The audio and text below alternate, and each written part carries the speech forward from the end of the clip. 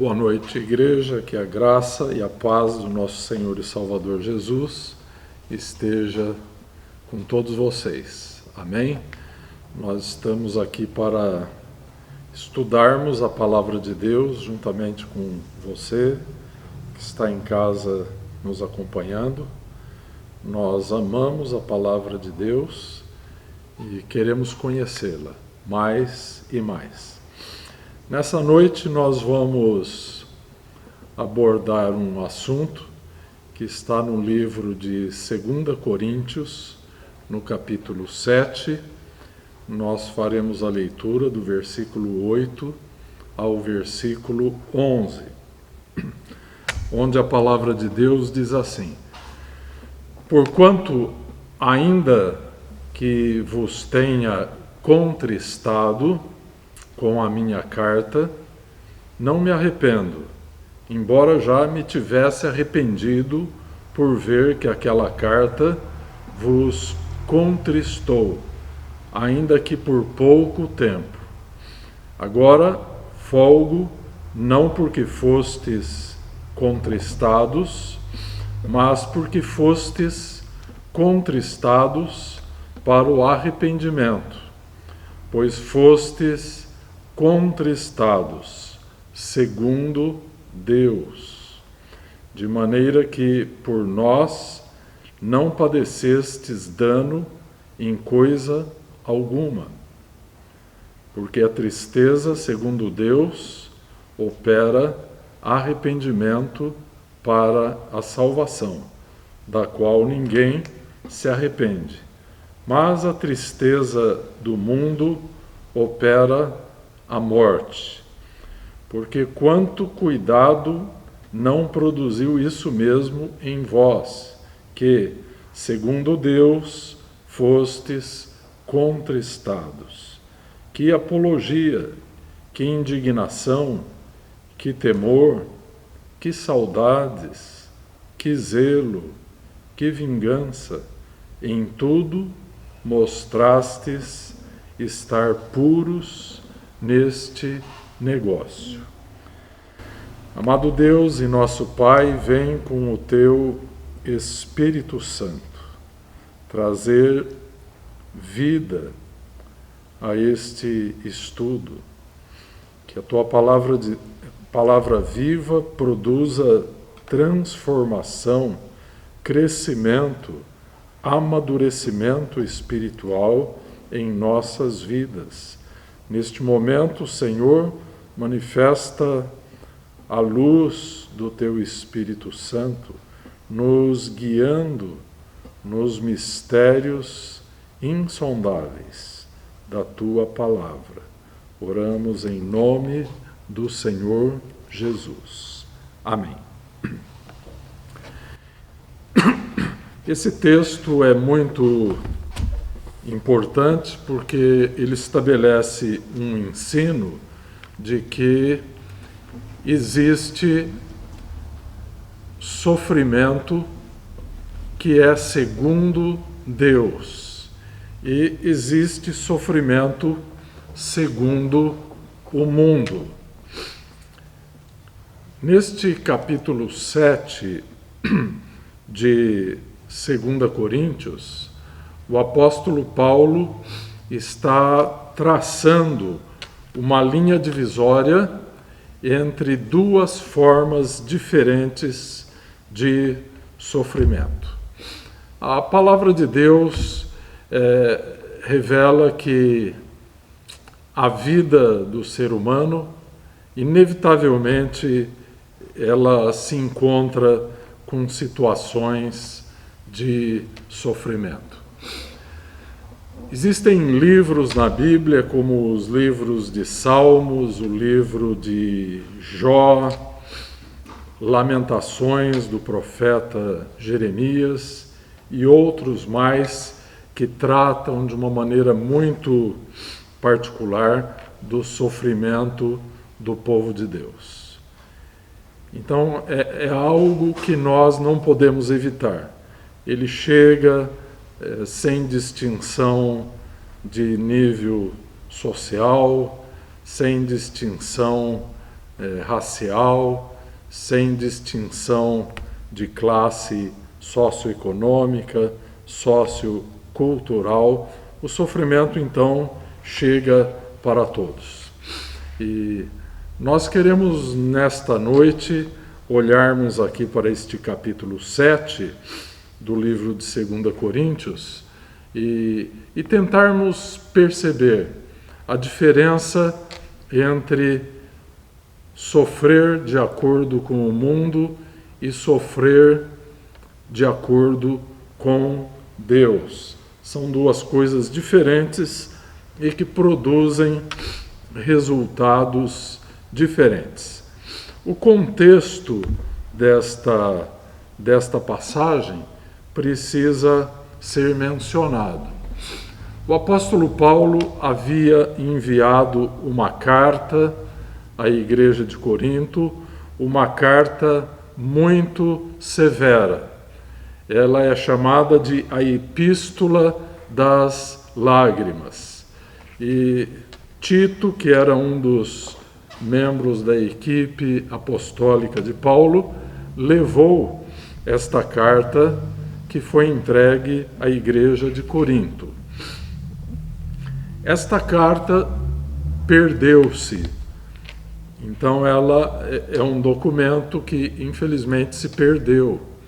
E ela foi enviada à igreja de Corinto entre a primeira carta aos Coríntios e a segunda carta aos Coríntios. Na primeira carta, Paulo se manifesta a respeito de um grave pecado sexual que havia ocorrido na membresia da igreja de Corinto. E, posteriormente, ele envia esta carta severa, a Epístola das Lágrimas. E esta carta, então, leva a igreja de Corinto a uma guinada espiritual. A igreja é levada a um estado de contrição e de arrependimento, o que foi o resultado daquela carta severa, que o apóstolo Paulo muitas vezes ele demonstra que se arrependeu de tê-la enviado à igreja de Corinto. Então, no versículo 9, o apóstolo Paulo diz que eles foram contristados para mudança de pensamento, isto é, para arrependimento. A tradução literal seria mudança de pensamento. Então,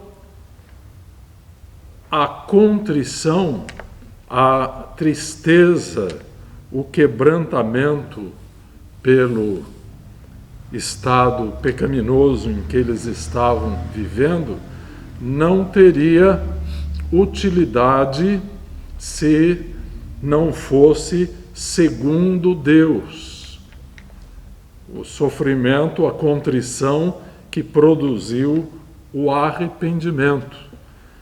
Poderia haver uma contrição, um sentimento de remorso, poderia haver um sentimento de tristeza mórbida, sem produzir resultados espirituais na restauração. Mas aqui no versículo 9, Paulo está demonstrando que o objetivo pelo qual aquela carta severa foi dirigida aos coríntios, que o objetivo foi alcançado. Então Deus pôde atuar no meio da dor da igreja de Corinto, trazendo então restauração.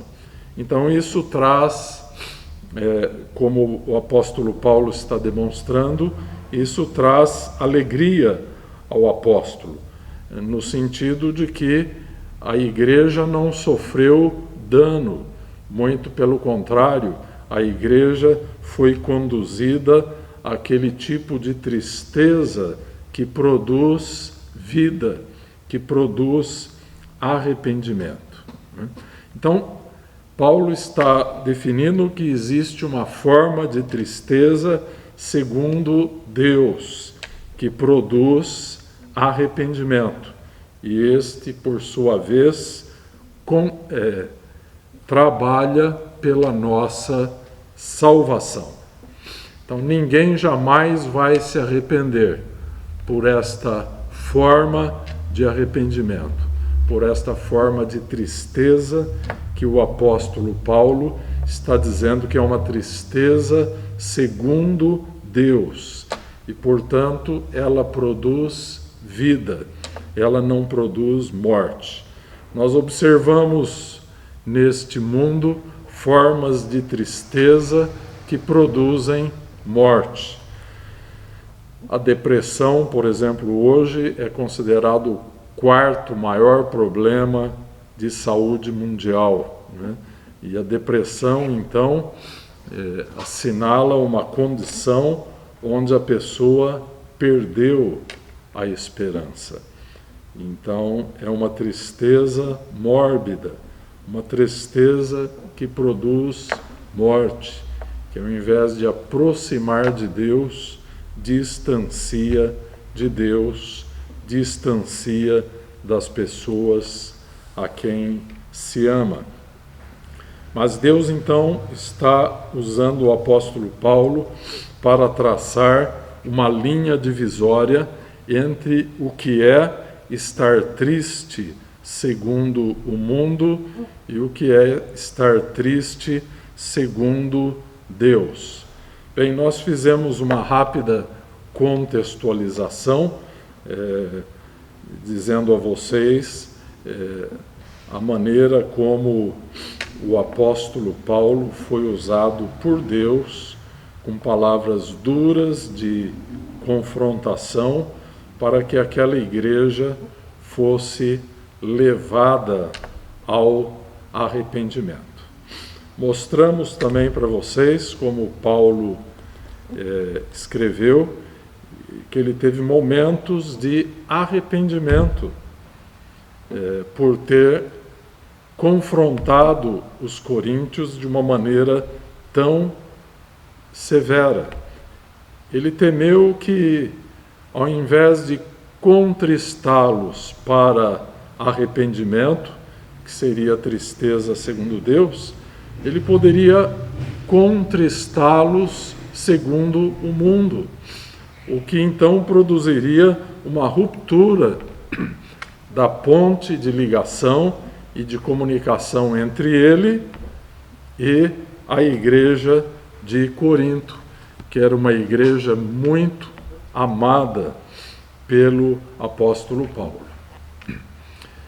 Em que esse ensinamento de 2 Coríntios 7 é útil para nós hoje? Nós, pastores, líderes, conselheiros, precisamos desse tipo de conhecimento para evitar que nós estejamos confrontando pessoas que, na verdade, estão precisando de consolação.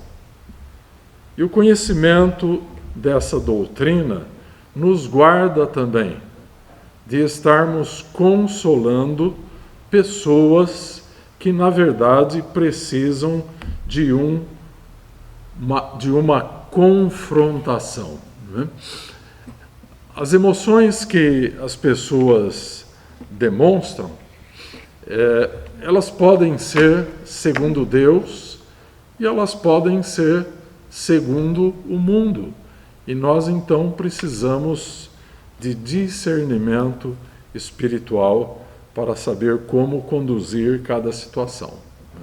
Paulo, por exemplo, pegou o caminho da confrontação ao pecado que havia se alojado na igreja de Corinto. E depois, na segunda carta aos Coríntios, ele menciona aquela carta dura, aquela epístola das lágrimas que ele escreveu, e ele então apresenta a sua satisfação porque a igreja de Corinto fora então contristada segundo Deus para arrependimento, e isso então produziu restauração, produziu vida.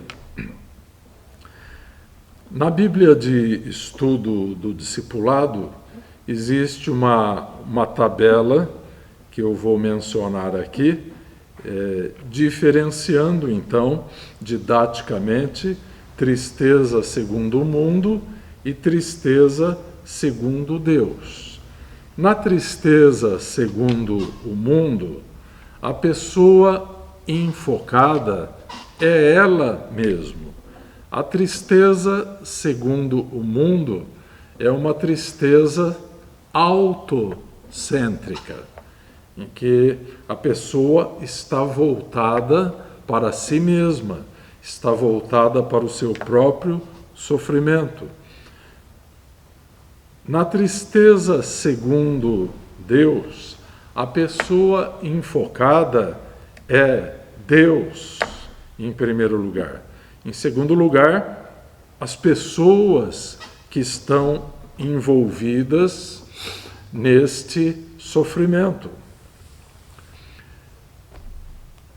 Segunda coisa a se considerar como diferença é o tipo de dor que a pessoa está sentindo. Na tristeza segundo o mundo, o que se sente é um sentimento passageiro, um sentimento temporário que nós chamamos de remorso.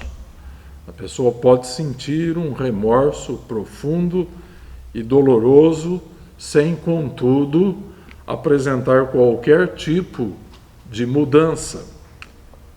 Já a tristeza segundo Deus, o tipo de dor é aquilo que nós chamamos de arrependimento, uma mudança de pensamento, uma mudança da nossa maneira de entender aquele momento em que estamos passando.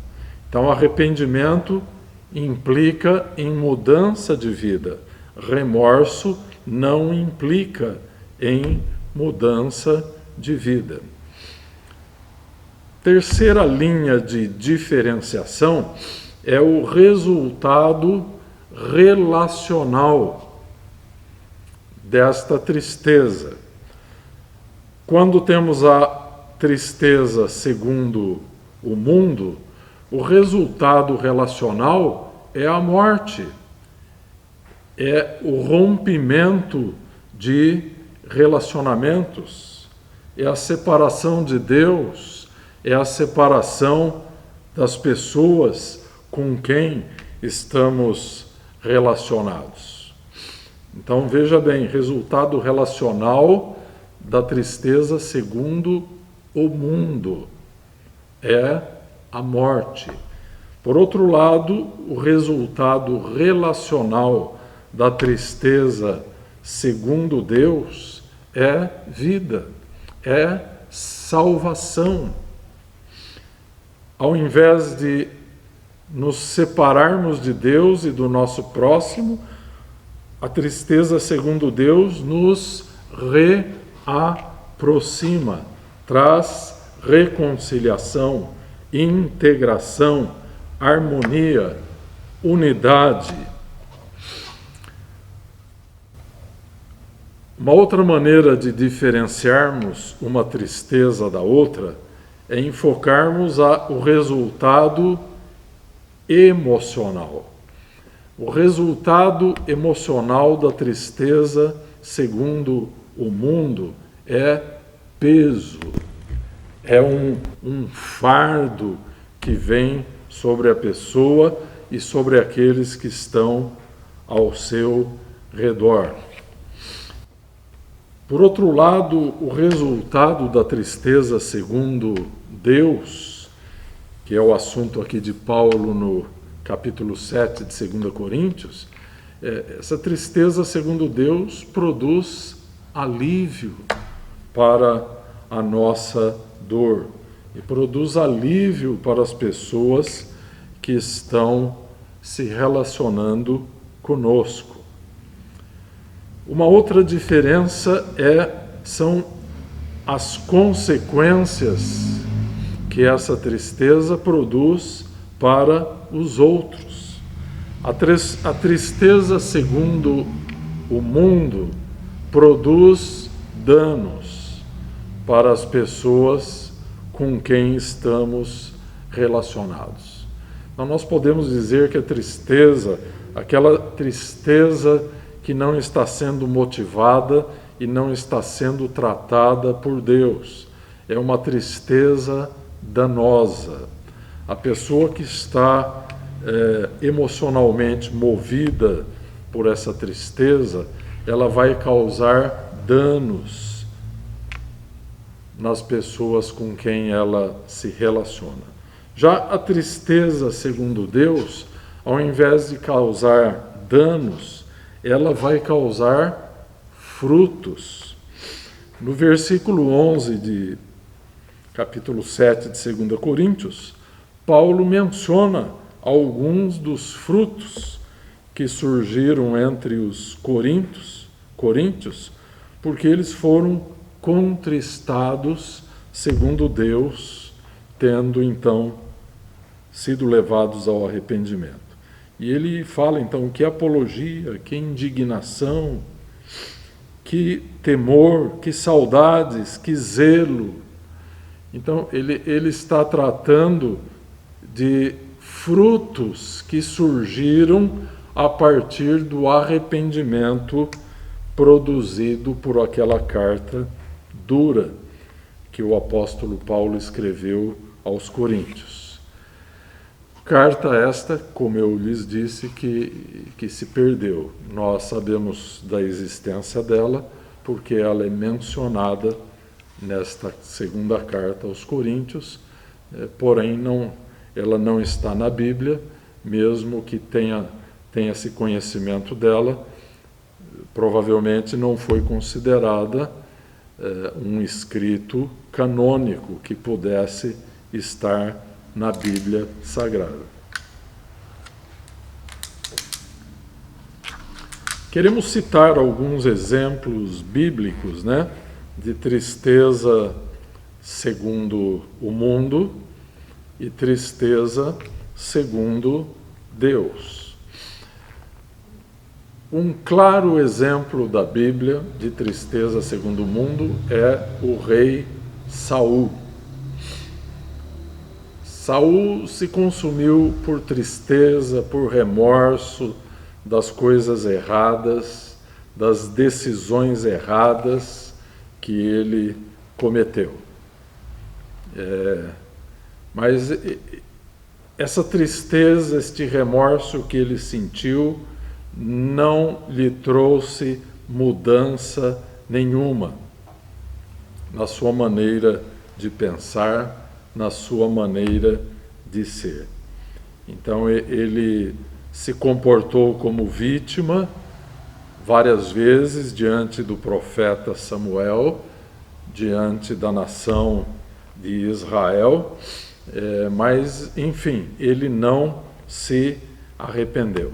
Um outro exemplo agora do Novo Testamento é Judas Iscariotes. Nós observamos pela narrativa do Evangelho que ele sentiu uma profunda tristeza por ter traído o Filho de Deus. Porém, aquela tristeza era um profundo remorso. Não produziu mudança na vida de Judas, tanto é que ele se matou. Então, tristeza segundo o mundo produz morte. Exemplo de tristeza segundo Deus nós vamos encontrar no rei Davi, quando se arrependeu pelo pecado de adultério e de homicídio que havia cometido. Enfim, o rei Davi cometeu uma série de pecados e no capítulo 51 do livro de Salmos, ele demonstra a profundidade de seu quebrantamento e de seu arrependimento.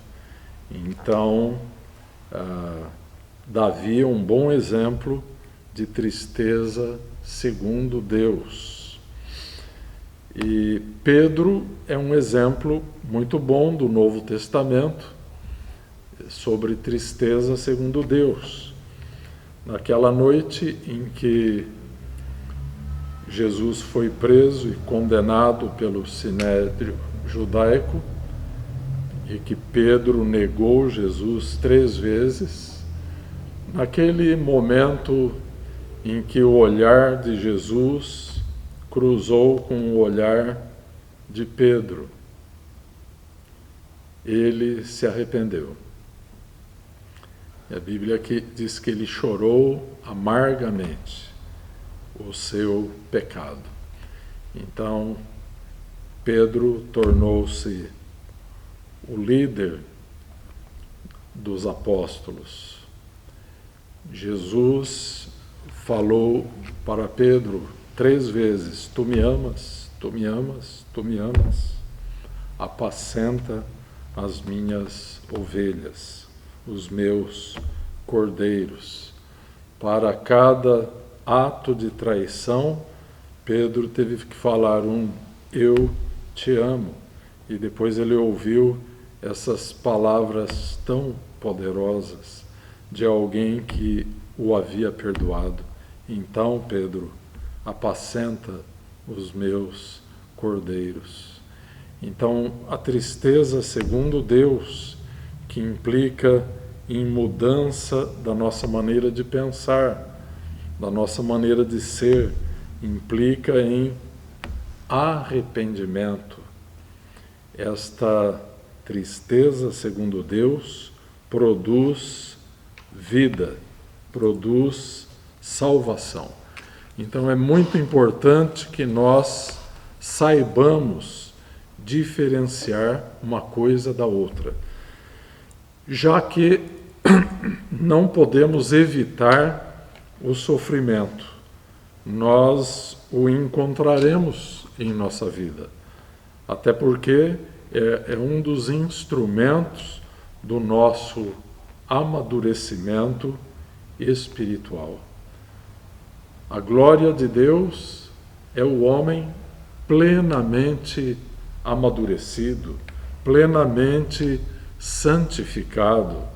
E para chegarmos a esse ponto, inevitavelmente precisamos nos encontrar com o sofrimento. Então, se olharmos o livro de Salmos, o livro de Jó, nós vamos encontrar homens de Deus passando por um vale de lágrimas.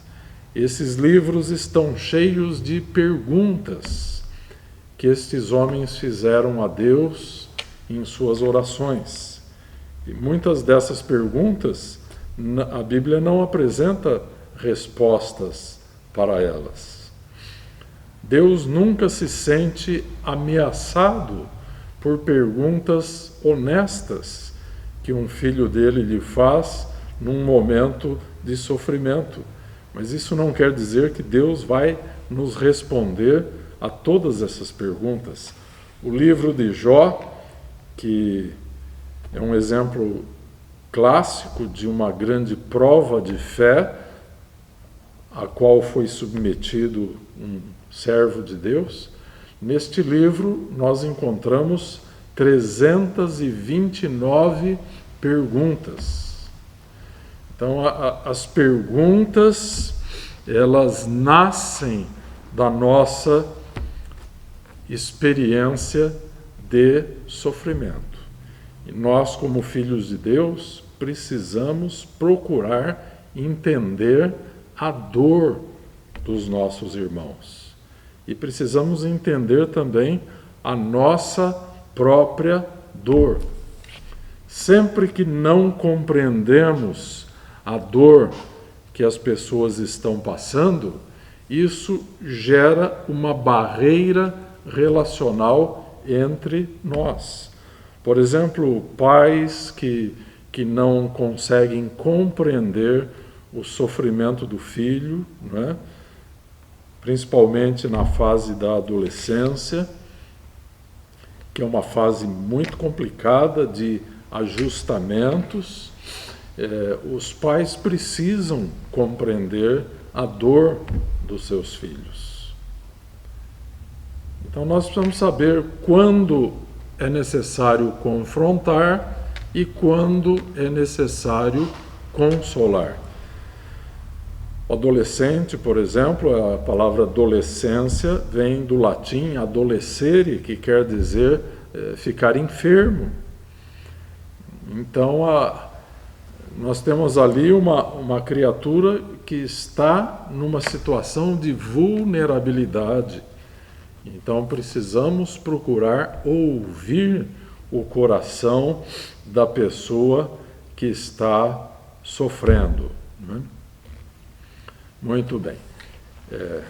Uma outra coisa que eu queria deixar para vocês, tirando como um exemplo do livro de Jó, vou tentar demonstrar para vocês que se nós não tomarmos cuidado, o momento do sofrimento vai nos pressionar a nos afastarmos de Deus, quando, na verdade, nós precisaríamos nos aproximar dele no momento do sofrimento. Mas no livro de Jó, então, nos primeiros capítulos e também no epílogo do livro, quando há um fechamento de toda a narrativa da experiência de Jó, então, nesses primeiros e últimos capítulos, o livro de Jó usa para Deus a palavra Yahvé, que é o Deus da aliança, é o Deus que vem para fazer aliança com o seu povo. Então, isso dá uma ideia de aproximação, isso dá uma ideia de intimidade. Já nos capítulos do livro de Jó, em que ele está experimentando as provas profundas do sofrimento, ele não usa a palavra Yahvé, ele usa a palavra Elohim, que é todo-poderoso, o Deus da criação. Portanto, já não é aquele Deus próximo, já não é mais o Deus da aliança. Então, na psicologia da provação a qual Jó estava sendo submetido, o sofrimento traz uma distorção do conceito e da experiência de Deus na vida do crente. Então, ele passa a olhar Deus como aquele que está distante, quem sabe até indiferente ao seu sofrimento. Então, esse estágio do sofrimento é o estágio mais profundo, né? É aquele estágio em que começamos a pressupor a indiferença de Deus, a distância de Deus no momento do meu sofrimento. Por essa razão, então, Jó usa uma palavra para Deus que coloca, teologicamente, Deus um pouco mais distante dele, que é a palavra Elohim. Então eu queria deixar aqui com vocês uma dica muito importante para que os nossos sofrimentos sejam sofrimentos segundo Deus e não segundo o mundo, não segundo os caminhos da nossa carne. Enfim, preste atenção neste ensinamento, né? Sempre que não conseguirmos compreender o propósito do nosso sofrimento, nós podemos ainda confiar no caráter do nosso Deus. Podemos confiar ainda que Ele é absolutamente fiel e que Ele é absolutamente santo em todos os seus propósitos para a nossa vida. Então você me ouviu, você me entendeu? Quando você chegar naquele momento de sua experiência, como Jó e como tantos salmistas, que não estão compreendendo o propósito, a razão pela qual estão sofrendo. Mesmo neste caso, você pode ainda confiar no caráter do seu Deus. O caráter do Deus a quem nós amamos, a quem servimos, é a base da nossa esperança. E a esperança, ela é uma rocha muito firme nos momentos da nossa adversidade, nos momentos em que estamos passando por provações. Então é bem verdade que existe uma falsa esperança, que é aquela que se baseia em circunstâncias. Mas a verdadeira esperança, ela não se baseia em circunstâncias deste mundo. Ela está firmada no caráter santo e fiel do Deus Todo-Poderoso.